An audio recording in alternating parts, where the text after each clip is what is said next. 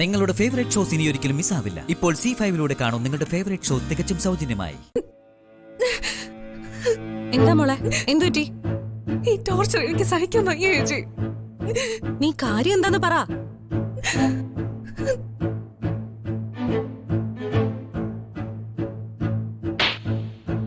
എന്റെ കുഞ്ഞിന്റെ ദേഹത്ത് തൊട്ടാലുണ്ടല്ലോ കൈ ഞാൻ ഒഴിഞ്ഞെടുക്കും.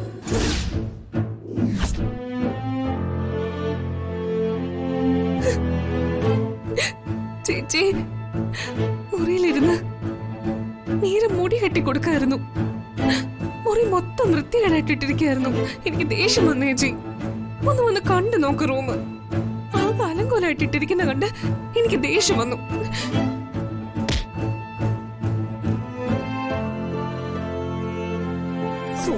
സംസാരിച്ചില്ലെങ്കിൽ ഉണ്ടല്ലോ നിന്റെ വൃത്തികെട്ട നാവ് ഞാൻ വലിച്ചു പുറത്തിടും.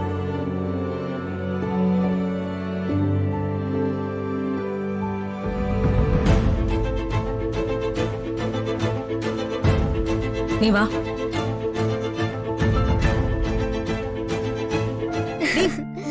നീ അതിങ്ങ് തന്നെ. ഇല്ല, തരില്ല. ഈ പെണ്ണിന്റെ ഒരു കാര്യം എന്നെ വേണമെങ്കിൽ ഓടിപ്പിടിച്ച്. ഈ പെണ്ണിനെ ഒരു കാര്യം ഏൽപ്പിക്കാൻ പറ്റില്ല.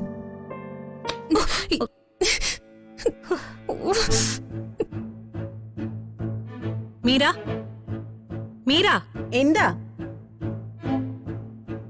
അയ്യോ, അവന്തിക മേടായിരുന്നോ? ഞാൻ വിചാരിച്ചു. മീര അനഖയും തമ്മിൽ എന്താ പ്രശ്നം? പ്രശ്നോ? എന്ത് പ്രശ്നം? ഒരു പ്രശ്നവും ഇല്ലല്ലോ. പ്രശ്നമൊന്നും ഇല്ലാത്തോണ്ടാണോ എന്റെ തല പിടിച്ച് ചുവരിലിടിച്ചത്? തല ചുമരിലിടിച്ചോ? ആര്? എപ്പോ? കുറച്ചു മുമ്പല്ലേ എന്നെ അവിടെ വെച്ച് ഇടിച്ചത്. ഓ, അത് അതങ്ങനെ ഇടിച്ചതൊന്നുമല്ല. മതി, എന്തിന്റെ പേരിലായാലും ദേഹത്ത് തൊട്ടുള്ള കളിയൊന്നും വേണ്ട. അത് മാഡത്തിന്റെ അനിയത്തിയുടെ വായിന്ന് പറയാൻ പാടില്ലാത്ത കുറച്ച് വാക്കുകൾ വന്നപ്പോഴേ ഞാനൊന്ന് നിയന്ത്രിക്കാൻ ശ്രമിച്ചതാ. അത് കൂട്ടിച്ചോദിക്കാൻ വന്നതാണോ? ആ, ഇങ്ങ് വന്നേ, ഒരു കാര്യം പറയട്ടെ. ദേ, ഞാനൊരു കാര്യം പറയാം. ഈ പുന്നാര അനിയത്തി ചെയ്യുന്നതിനൊക്കെ ചോദിക്കാൻ നടന്ന് മാഡത്തിന്റെ ഉള്ള വില കൂടി കളയരുത്. ഞാൻ പറഞ്ഞേക്കാം, ഈ വീട്ടിലുള്ളവരോടെല്ലാം സ്നേഹവും അതിനപ്പുറം ബഹുമാനവും ഉള്ള ആളാ ഞാൻ. അതില് കുറച്ചെങ്കിലും ഇങ്ങോട്ടും വേണോന്ന് ആഗ്രഹമുണ്ട്. തങ്കം പോലത്തെ മാഡത്തിന് എങ്ങനെ ഇങ്ങനെ ഒരു അനിയത്തി കിട്ടിയെന്നാ ഞാൻ ആലോചിക്കുന്നത്.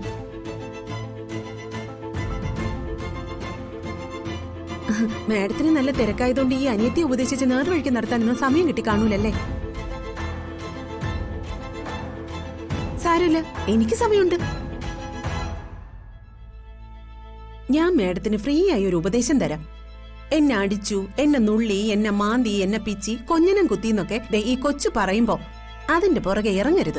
അത് മാഡത്തിന് തന്നെ നാണക്കേടാവും. ചേച്ചി,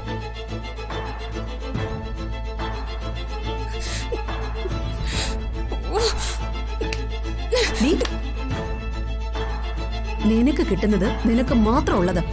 അതിന്റെ പങ്ക് പറ്റാൻ നീ നിന്റെ ചേച്ചിയെ വിളിച്ചോണ്ട് വരരുത്. ഇപ്പോഴും ഞാൻ പറയുന്നു, ഞാൻ ഇവിടുന്ന് പോകുന്നതിന് മുൻപ് നീ മര്യാദ പഠിക്കും. പഠിപ്പിക്കും നിന്നെ ഞാൻ, കേട്ടോ?